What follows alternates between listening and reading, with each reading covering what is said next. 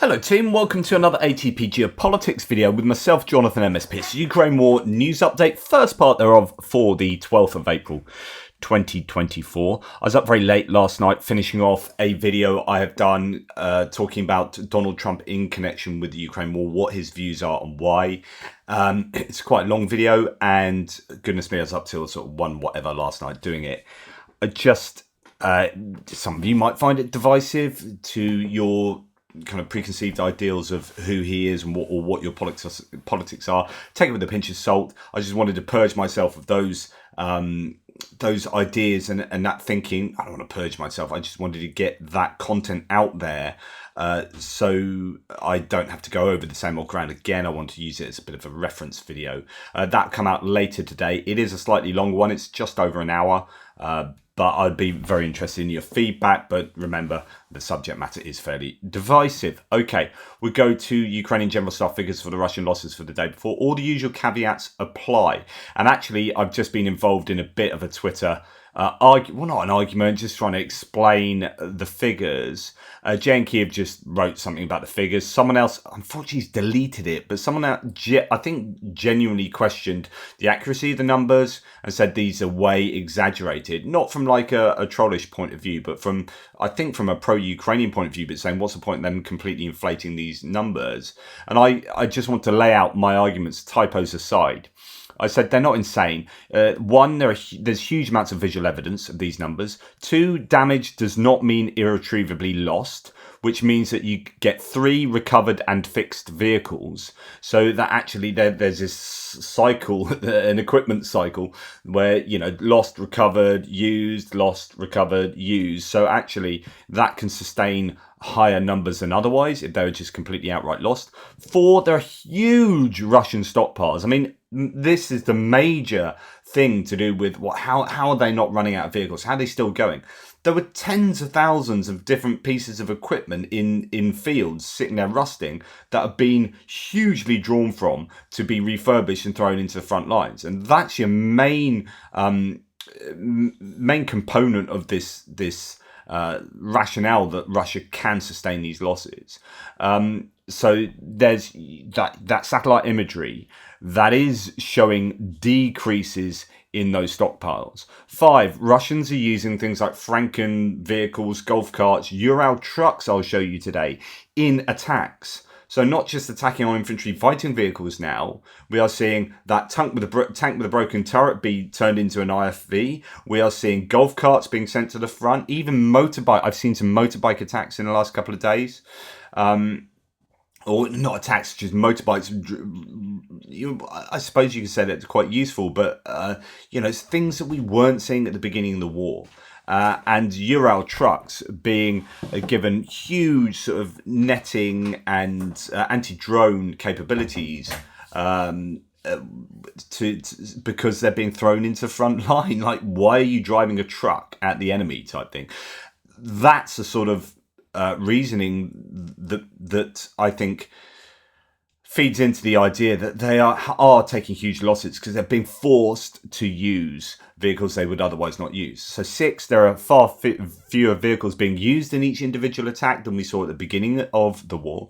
7, high-res analysis from Andrew Perpetua and his team has shown that in just one case, for example, there was a 50% visual confirmation undercount. So they had 96 vehicles and then they eventually had 156, 152 or something like that, which shows that 50% of what they had found again on top can be added to those lost statistics just by looking at high res imagery rather than low res imagery.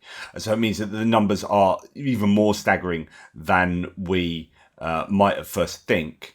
I've spent, as I said, 2 years consistently showing these numbers to be at least somewhat accurate, although there are caveats to apply to that, of course. And I also think that inflating these numbers purposefully would be absolutely counterproductive for the Ukrainians, because then they'll lose all credibility. If they can be proven to be wrong, then that works against the Ukrainians. So I don't think they've got good reason to do so. The Russians are only talking to their domestic audience when they provide their figures. The Ukrainians are talking to an international audience, and that audience then is a voting electorate in different countries that are going to vote in people that they think should help Ukraine. And if they lose credibility with those people, then those people like you and I are going to be less likely to support Ukraine. If we think, well, you just lie, like why should we support you with a bunch of liars? It just feeds into our corruption thing. So I think they'll want to be as accurate as possible.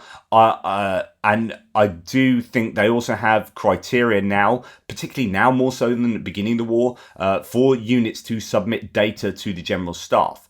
And that means that they do have to kind of jump through at least some hoops in order to get those claims up to the general staff, and then the general staff produce them. It's not like, oh yeah, Jimmy from the unit blew up, was it 94 tanks yesterday? Yeah, so we blew up 94.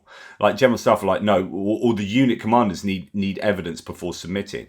And so there are the hoops that people have to jump through. Personnel losses, I do think, are going to be somewhat more inaccurate, but just because of the nature of not being able to visually confirm personnel losses. You don't know how many people are in an IFV, a tank, a building, a dugout, when that gets blown up, and then you don't know how many people are injured out of that estimation, and how many people are dead, and so on and so forth. So I think that is going to be, there's going to be a lot of wiggle room there. And I also think particularly airframes were overcounted at the beginning of the war. Possibly most equipment might have been overcounted at the beginning, but I think things have improved vastly now. So the stats are now accurate. It's why I don't think you have ever found me, correct me if I'm wrong, but I've never talked about the overall losses apart from down here in these figures around things like anti-aircraft and MLRS when I talk about averages, much more so. And when I do talk about averages that other people have collated or worked out, calculated, I'm only trying to work out whether like today or the last day has been a particularly bad day. But I don't focus on these overall figures at all. Like though they to me, if you ask me, like I would probably know this one, 450,000, because people talk about those figures a lot. Oh, they've reached 450,000. I don't really pay too much attention to that, but I'll be cognizant of that number. The other numbers, I wouldn't have a clue. So, because I just don't look at them. It's not important to me, those overall numbers particularly. It's about the story this tells of what's happened yesterday or the last few days, and how a trend might tell me something about what's going on the front lines. And so I think all of that together leads me to believe that these kind of numbers produced on a daily basis are now at least largely accurate. But of course, what do the numbers mean? How many of those 34 artillery systems are going to be usable tomorrow, in a week's time? It could be that all of those are hits on artillery that mean they're damaged, but you just don't know how damaged they are. It could just be a tire on a D20 howitzer, and you're thinking, well, that can fire now. And so or they need to cannibalize a tire from another one, in a stockpile somewhere. But there's going to be a lot of wriggle room as to exactly what this might entail for the Russians on the next day. How many of these are completely unusable? How many can be recovered? How many need to be sent away to be fixed? So on and so forth. Anyway, of these figures, 840 personnel lost is what we've seen for the last week. So that is a consistent loss in that category at the moment. 9 tanks is going to hurt, but it's not as big as we have seen on some days. Bigger than knocking things off the table. Bigger than on other days. 19 armored personnel vehicles is fairly average, just a little above average over the course of the war, of course. And we can talk about. I've talked about problems with that. Possibly beginning of war might have been skewing the data, but about average, a little above. 34 artillery systems is definitely above average, about double the average. And so that means it's a fairly hefty day for artillery losses yesterday for the Russians. 2 MLRS, 1 anti-aircraft warfare system. It will depend on the quality of that system as to like the value. Is it just a a hefty gun on the back of a Ural truck or something, or is it a book or an S300 or something like that, which, those values are hugely different. And then 41 vehicles and fuel tanks and 6 pieces of special equipment. So that's fairly hefty numbers in those categories. Andrew Perpetua's released his loss statistics for the day before, which he has at a fairly bad ratio. I think it could be worse. So it could be a lot worse. So that's moved from what we saw yesterday, which is something like 8.5 to 1. Today it's 3 to 1, probably just under 3 to 1. Just an intuitive look at those stats. So let's look at the Ukrainian losses, and this is where the value of the first 2 losses, one destroyed, one damaged, is, and then the radar system there, the KP. 5N63S radar, but 2 S300 launchers, and that radar will probably, my guess is that's going to be more valuable than the entirety of the Russian losses. I would guess that the Ukrainians would swap the entire Russian losses from yesterday for those 2 launchers and that 1 radar back. I'd say easily. They'll probably do that for yesterday's losses as well. These are so valuable, not just in terms of money. I don't know if you can even put money value on them, because they can't buy another one. You can't replace S300 launchers. You can maybe get them from places like Greece, but you can't build a new one because they come from Russia originally. The functional value is what's also incredibly important there. So the hole in that air defense network might lead to then drones and missiles getting through and causing X and Y damage. And that could go to the tune of billions even. Imagine that was the setup around that thermal power plant. It wasn't, but then that's $1 billion worth of energy replacement infrastructure. But actually then it's the losses to the economy for not having energy. It's the social and psychological losses to people that you can't quantify in terms of money. And so I'm not saying that's what's happened with these launches, but when you are losing kit like that and you think, oh, that's really valuable, don't just think in terms of money. Think in terms of what the opportunity cost of having lost that. What would those launchers have been shooting down? What are those things they haven't shot down now destroying? And what are the knock-on effects of that? This is a huge loss for the Ukrainians. There's no doubt about it. Howitzers, T-64s, a couple of tanks, T-105 Saxon there. That's an old bit of British APCs by the looks of it. APC. So yeah, the rest of the stuff is fairly standard losses, but those 3 at the top are huge. Now for the Russians, surveillance and comms, a bunch of artillery, T-90, another T-90M tank, the breakthrough tank. They are losing quite a few of these. Previously listed as abandoned, it's now been destroyed. So actually that's one that's appeared on a list previously.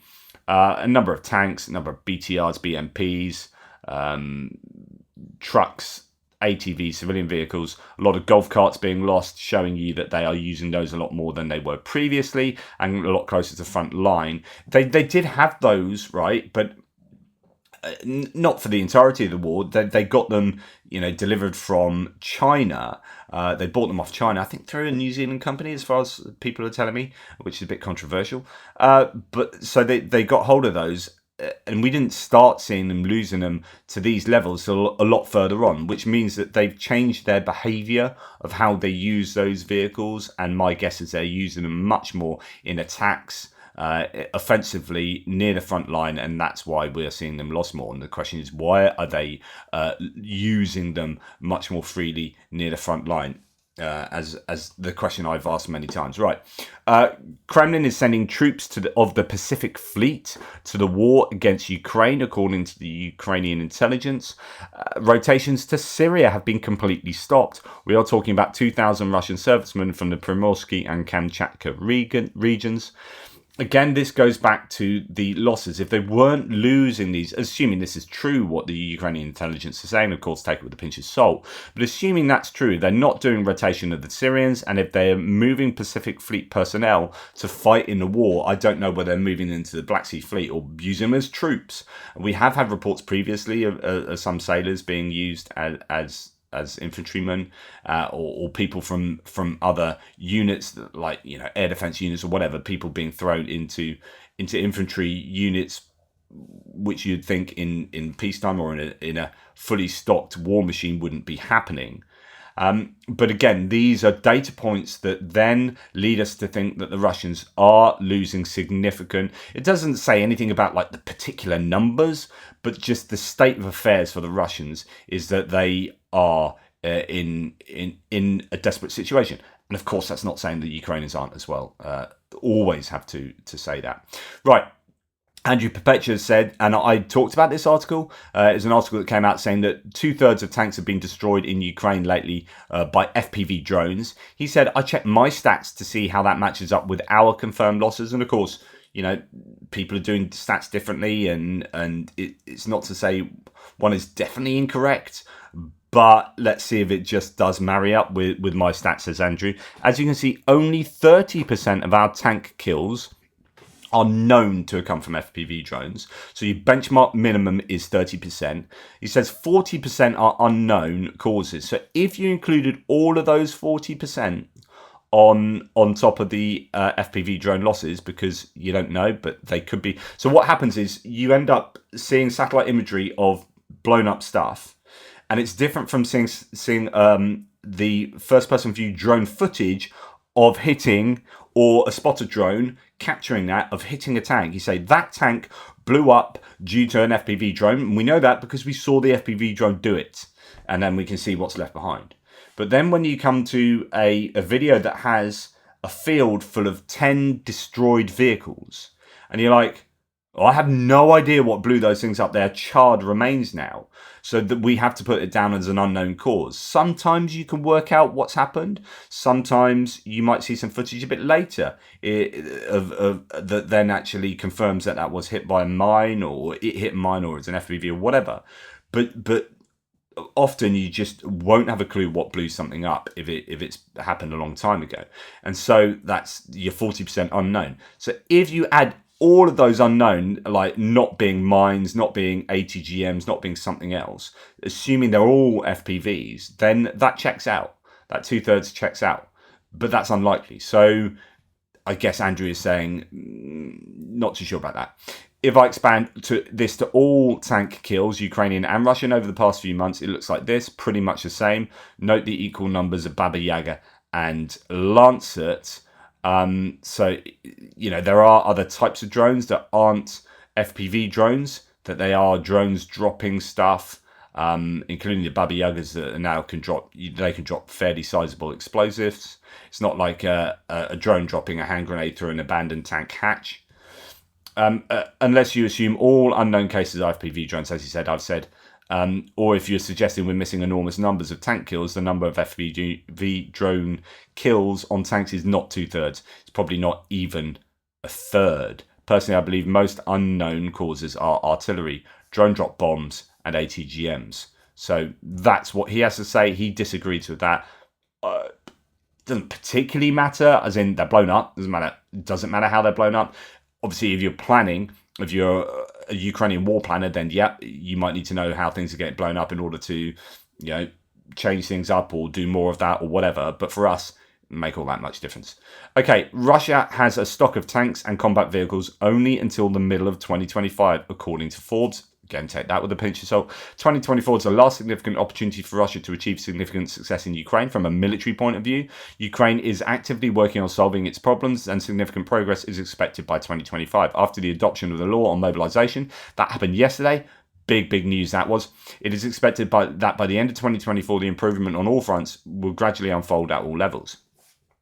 The single biggest challenge to the Ukrainians at the moment, there are many challenges, of course, but I think the biggest one are the missile and drone strikes, particularly missile strikes, the Kinzhaus and KH-69, a new type of missile they're using to hit things like energy infrastructure. I was absolutely I was just really angry yesterday and frustrated and really sad that you can see an entire power station just taken out in one fell swoop. And you're thinking, if that can happen near Kyiv, that can happen anywhere on any night. And if Russia can do that on subsequent weeks or subsequent strikes, then you can see, you could conceive of the situation where Ukraine literally has no energy in 6 months' time. Literally, the country would stop functioning. That's how serious the other night was, and why I was frustrated that people weren't taking it seriously as I was. And it was interesting that I dropped in. I was in the car taking my son to rugby, and Greg Terry and Professor Gertis were doing a live to talk about what the hell's going on. And then you had the hearing in Congress, and you had what people like, Marjorie Taylor Greene and all sorts of saying, and you're thinking from both sides of the coin, Mike Johnson, Marjorie Taylor Greene, Trump, and on that side you've got Lloyd Austin and Dr. Wallander, the Assistant Secretary, saying we don't really support strikes on oil refineries. You're like, what is going on? So I dropped in on that, and they were well on board with this. Is bad. I mean, Greg knows that he's spoken to people. He's like, Ukraine is on a knife edge. It is just a few strikes away from complete energy collapse. That is super worrying. Anyway, just going back, we'll get to that in the strikes bit in a second, but everything's going according to plan, says the Dead District, for the Russian assaults using Ural trucks, golf carts, motorcycles, trucks, shush panzers. There is footage coming out of all sorts of vehicles being used in all sorts of different contexts that I think indicate that the Russians are running low on vehicles, because you just wouldn't be using those vehicles otherwise. Here is an example of a Ural truck being covered in coke cages in order to survive being put in a place it shouldn't be put. One would assume from this footage, as far as I understand it, they're using Urals, or at least this Ural has been adapted and then sent into the front line to deliver troops, because what they're using, APCs and even like tanks covered in sheeting, are just mechanisms to deliver human beings to a point where they can try and take a tree line, a Ukrainian position, or flood a forest or whatever. They just need to get troops from A to B. And you don't need to have something with a gun necessarily, because they're not shooting at anything. Well, the main threat is from above, from drones, from ATGMs, or from artillery, right? So we need to get from A to B, and a Ural truck will do just as good a job as a tank in the function of moving troops, right? It will do better than a tank. It can move more troops. Thing is, are those troops is it more survivable driving in that Ural, getting from A to B? Well, it doesn't look like anything's particularly survivable with the amount of stuff that's being thrown at them. Okay, here's imagery of the Ukrainian S-300 getting taken out, a battery near Chornomorsk in the Odessa Oblast, with 3 transport Erector launchers being destroyed, is a claim here. Although the bottom one, not sure. Andrew Perpetua has 1 damaged, 1 destroyed. So he has 2 and 1 have been only damaged. And then the radar one directly under the impact destroyed. And support vehicles, yellow, hit by cluster munitions. So this is bad news. This is not good for the Ukrainians there.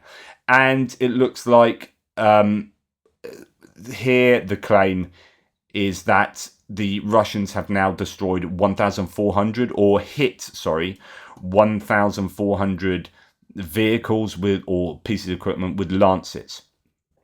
This just happens to be a T-64 BW being destroyed or hit by destroyed by a Lancet, but it's supposedly now 1,400th published attack using a Lancet. Published attack, actually, I don't know whether that's destroyed vehicles. But that is certainly significant that they have used that many Lancets, and War Vehicle Tracker says that's pretty insane, considering not all of these are posted. So that is just another statistic to throw in there. And here we have Exit 266 here.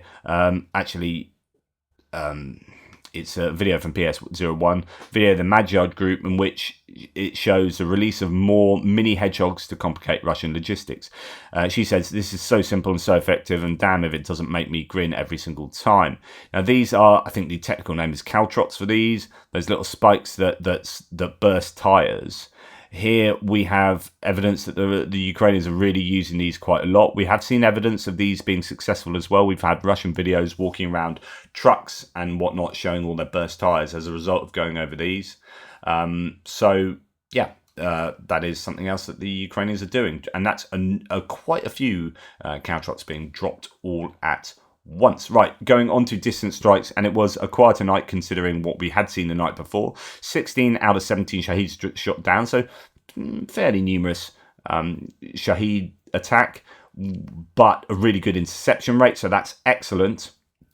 I was having a discussion, should we say, with John Boy, who was arguing with me that Iris-T SLS and Iris-T SLM are short range. It's like, SLS is short range, SLM literally stands for like medium range, as far as I can tell. It's like anything up to 40 kilometers is medium range. And I just want to say that is incorrect.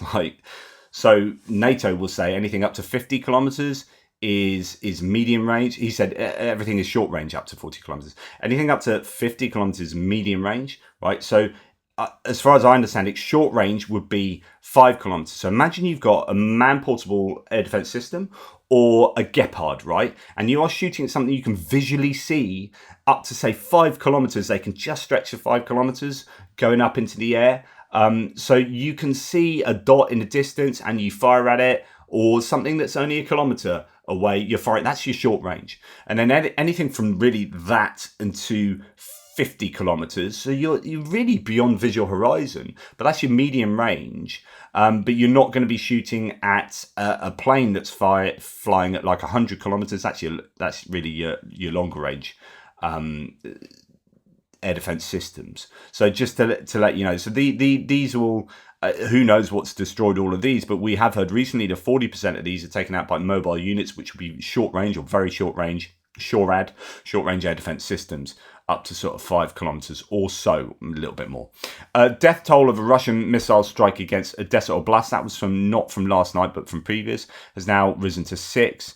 So Odessa was badly hit 2 nights ago, as well as those other places in Ukraine. Now, Putin has said those Russian attacks on Ukraine's infrastructure, so the destruction of that power station the other night, was a response for the strikes on Russian energy facilities. Doesn't surprise me at all. They're very vindictive like that. Putin has said that the large-scale strikes against Ukraine's energy infrastructure are a response to the attacks on Russian energy facilities, Russia's state-controlled news agency Interfax reported yesterday. Speaking of those attacks, 97% of them, according to Top Lead, of the Russian missiles and drones and bombs launched since the beginning of the year. So this year, 97% of those munitions have been against civilian targets. Now, you can have an argument about whether a power station is a civilian target or part of the is a bona fide military target. There will be some grey area there, but predominantly most of these missiles supposedly are hitting civilian targets. 97% of the targets are hit civilian infrastructure. 80% of thermal power stations have been destroyed. 60% of the power of the atomic bomb dropped on Hiroshima is the total power of these strikes. So since the beginning of this war, 60% explosive power of the bomb at Hiroshima. Right. Okay, Russia has used Kh-69 missiles to strike the Tripilska thermal power plant and is more dangerous than the Kinzhal, according to Defense Express. The launch range of the missiles is about 400 kilometers. This parameter exceeds the known estimates of the X-69 range of 300 kilometers as the next iteration of the X-59 Mark II. Anyway, that is not good news that they're using that, and that appears to be difficult to shoot down. In Rostov Oblast last night, drones were downed at 3:10 in the morning local time over the city of Novoshatinsk. Shakhtinsk.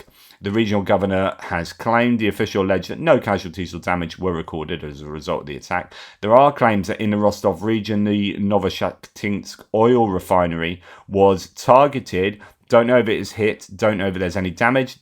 As mentioned, the government claimed that all of them destroyed, but one drone allegedly fell on the territory of the refinery. Might have been no damage. Might be some damage. Who knows? Might be completely destroyed. I doubt it, but there you go. Right, talking about the Tripilia thermal power plant, or sometimes called, the Tripilska or Tripilia thermal power plant. It can be restored. It's possible, but it's absolutely pointless without air defense, according to Center Energo, the company that runs it, and in fact, or owns it, or owned it. They have no energy plants left in Ukraine. They've got one in occupied territories, Russian occupied Ukraine, but so I don't know how they're going to operate at a profit this year. The Tripilia thermal power plant in Kyiv Oblast can be restored with international help, but this will be futile without more air defense. Andrei Hotta, the chair of Ukraine's state energy company Center Energo's supervisory board, has told Voice of America. And then moving on to other bits and pieces, we're going to go to the massive flooding that's taking place across Russia at the moment. There's no level of suffering that Putin's barbaric slaves won't faithfully endure while they wait their turn to become cannon fodder for Russia's global war, says Jay in Kyiv. He likes a bit of rhetoric there, but he's got a point. More dam breaks causing whole towns to be wiped out. Waters are still rising in southern central Russia. And actually, it is bad, and it is apparently still getting worse. Like the waters are rising. Oh, great cup of tea. So there we have that, and there's plenty more footage. What is going on?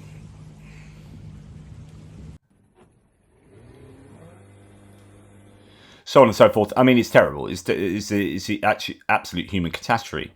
Flooding in Russia has hit the Kurgan region along with Russia's only BMP manufacturer. So the infantry fighting vehicle manufacturer to go underwater, according to Defense Express. Don't know if it has happened. Their evacuations have already been announced from areas that are sure to go underwater, and at the highest level, the water will flood most of the city. This is evidenced by official maps from the local city administration. The territory of Kurgan Mashzavod manufacturing company is the most interesting in this situation because it's the only Russian manufacturer of the new infantry. All BMP-3s and BMP-4 fighting vehicles are manufactured there, and airborne fighting vehicles. On the map of flooding forecasts, its area is within the 12-metre mark. All hopes of the city authorities are on favourable natural circumstances. The peak of the water rise is expected by April the 14th, so another couple of days still. And in Russian Orenburg, the population more than 500,000. Mass evacuation siren has been sounding. You can see that there. Some of the imagery we've already seen. Now, there's talk. Where was there talk that actually the 12-metre mark, I think, has been reached? Oh, where was I looking at? Oh, I haven't got it here. There was another one talking about the height of the flooding, and I think it is going to reach the 12-metre mark, which means that that factory would be very much open to flooding. Who puts a K, an R, and a Z next to each other? You can't do that. It's not natural. Don't do it, guys. Anyway, you've done it. Yukzaliznistia. Look, it's that easy. Begins. Well, I don't know why it's complaining. Begins construction of 22 kilometers of the Chopta Uzhhorod. Who puts two H's next to each other after a Z? That's just not right. It's not right. I don't care. I know someone's going to come back to me with some linguistic analysis going, well, actually, blah, blah, blah. But you're wrong. You are just wrong. And I will say that. And I will put my hands over my eyes and my fingers in my ears. And I will tell you you're wrong until you go away. Chop Uzhhorod European gauge railway line, a major step towards EU integration. So this is because Russian Soviet-era railways operate on a different gauge to European railways. So as soon as you get to Ukraine, you have to change onto a different track. You cannot get a train from Europe to Kiev. You have to change at a place called Chelm on the border of Poland, for example, and get on a new train there and go from there to Kiev, right? So what they want to do is start moving Ukraine over to a different gauge railway, or what they have done as well is have carts, I think, like hoppers for grain that can operate on both gauges. So I presume that you can change the width of the rolling stock on those hoppers, so that you can, instead of taking all the grain from one train and putting it onto another train, you can actually just change. You can move that rolling stock onto the different gauge railway. But here that you've got a project to enable direct passenger routes from Uzhhorod to Vienna, Bratislava, Budapest, Prague, Bucharest and more. That's really good. The integration of the rail network is going to be super important for basic cultural, economic integration of Ukraine into Europe going forward. Right. The security service of the Ukrainian SBU has blocked the supply of components destined for Russia, intended for the production of 1,600 Shahed drones and 4,000 microchips for cruise missiles, according to Ilya Vityuk, the SBU cyber chief. This is something I thought they'd done before as well. I hope this isn't just, this is from Euromaidan Press, so I think they've had success in doing this several times. Head of SBU's cybersecurity, Ilya Vityuk, reassigned to frontline after investigative report exposed property discrepancies. No, that was it.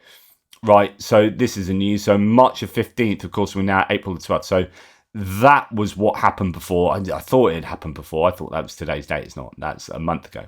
So this is what happened previously. But the guy who was in charge of that has now been reassigned to the front line after investigative report exposed property discrepancies. Head of recruitment in Kiev involved in an attempt to issue the journalist draft summons has been demoted. So issues still go around with regard to drafting. And here the guy that was in charge of cybersecurity has obviously been involved in some other dodgy thing to do with property, and he's like, right, you're going to the front line now, and that's an interesting thing to hold over people as a threat. If you guys are going to break the law in any kind of way, do any kind of corruption, you will be sent to the front line. I think that's going to be a really useful tool there. Just on a note, this has been and gone, but they got rid of all of the regional people in charge of recruitment, because the thing about recruitment, it is the ripest role that you can have for corruption. It's so easy, and it's absolutely no surprise that Zelensky got rid of all those people in charge of regional recruitment, because and Ukraine latest did a thing on this when they were looking into draft evaders. It's actually just really easy to say to someone that's going to come around and say, right, we've got your name on the list here. We're gonna take you away now to join the front lines, and that the person you're speaking to goes, you don't know for sure that you've seen me, right? Well, if I give you £1,000 here, here's £1,000. You'll say that no one was here when you came round, right? And it's just really easy to do. So it's very easy to get away with people getting their pockets lined, and there being no way of being able to check. It's just really easy for people to get away with a draft evasion. And so as a result, it being the most ripe for corruption, it is the one it is the area that's been looked at an awful lot by the Zelensky administration. It's just human nature. It's just unfortunately it's what people do. People don't want to go to war and put their body on the line and have a really significant chance of being injured or killed.